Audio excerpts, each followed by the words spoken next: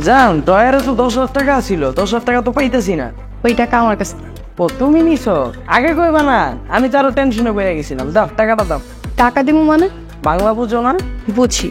তা আবার জিগাও কে? দাও টাকা দাও। ওই 10,000 টাকা তো আমি আমার বেতন হিসেবে রেখে দিছি।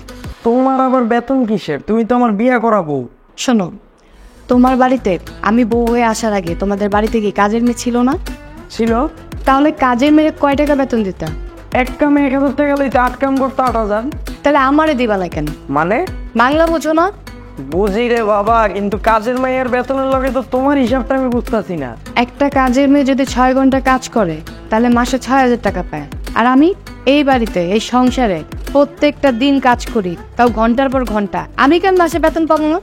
তো এটা তো তোমার সংসার, নিজের সংসারে কাজ করবে, এটা লেগে কি আমার বেতন লাগে? আমার সংসার? এটা জীবনও আমার সংসার হইতে পারে না। আমি তো এই সংসারের বান্দি।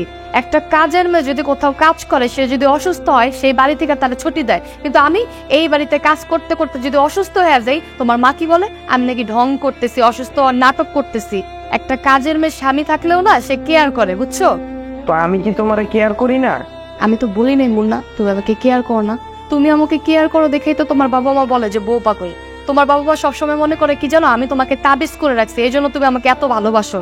আর এই যে এই বাড়িতে যদি আমি একটা শাড়ি পরি, একটু সুন্দর করে সাজি, সবাই বলে আমার মনে কি রং লাগছে। তুমি একটাবার চিন্তা করছো আমি তো কাজের মেয়ের থেকেও অদম। আর তাছাড়া তুমি যদি অফিস থেকে আসার সময় আমার জন্য যদি ফুচকা নিয়ে আসো বা কিছু নিয়ে আসো, তোমার বোনের দিকে তো 3-4 দিন তাকানোই যায় না, তার মুখ কালো হয়ে থাকে, ঠিক মতো আমার সাথে কথাও বলে না। আচ্ছা মুন্না, এই বাড়িতে আসার পর আমি কি পাইছি বলো? একটা দিনও কি তোমরা আমাকে বইয়ের মর্যাদা দিছো? দাও নাই। এই বাড়িতে যদি আমি বইয়ের মর্যাদা না পাই, ভালোবাসা না পাই, তাহলে আমি এই বাড়িতে বিনা পয়সা কেন খাটবো? তাই আমি চিন্তা করছি এখন থেকে, যেহেতু আমার তোমাদের বাড়িতে কাজ করতে হবে, বাপের বাড়ি থেকে এখানে এসে যেহেতু আমি দিনের পর দিন কাজ করব, তাহলে আমি মাগনা কেন কাজ করব? আমি প্রতি মাসে বেতন নেবো। আর শোনো, একটা কথা আমি ক্লিয়ার করে বলে দিচ্ছি, এরপর থেকে আমার বেতনটা প্রতি মাসে আলাদা করে রাখ। শ্বশুর শাশুড়ি একটু কথা শোনাইবো, এটাই তো স্বাভাবিক।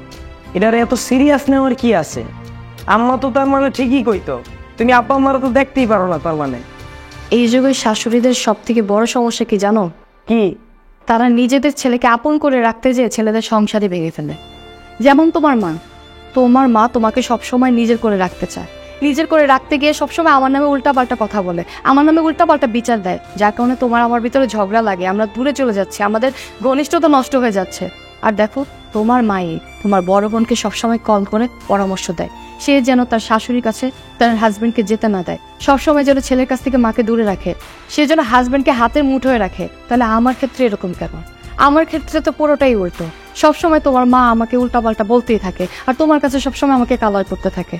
আসলে কি জানো, এই বাড়িতে আসার পর থেকে কোনোদিনও তোমাদের ভালোবাসা পাইনি, কোনোদিনও বইয়ের মর্যাদা পাইনি। বাবা মার কাছ থেকে আসার পর একটা আমি কি চাই? সংসারে এসে চাই স্বামীর ভালোবাসা, শ্বশুর শাশুড়ির ভালোবাসা, ননদের ভালোবাসা, কিন্তু আমি না কোনোদিনও সেটা পাইনি। সবসময় আমার মনে হয়েছে কি জানো, আমি এই বাড়ির একজন কাজের মেয়ে, তোমাদের কাজের দরকার, এই জন্য আমাকে আনছো।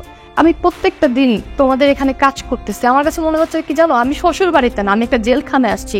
বাবা মার বাড়ি ছেড়ে আমি একটা জেলখানায় এসে থাকতেছি। প্রতিদিন আমার একটাই রুটিন, ঘুম থেকে ওঠো, কাজ করো, আবার ঘুমিয়ে যাও। কিন্তু তোমরা একটা মানুষ আমার সাথে ঠিকমতো কথা বলছো? ঠিকমতো কথা বলো নাই।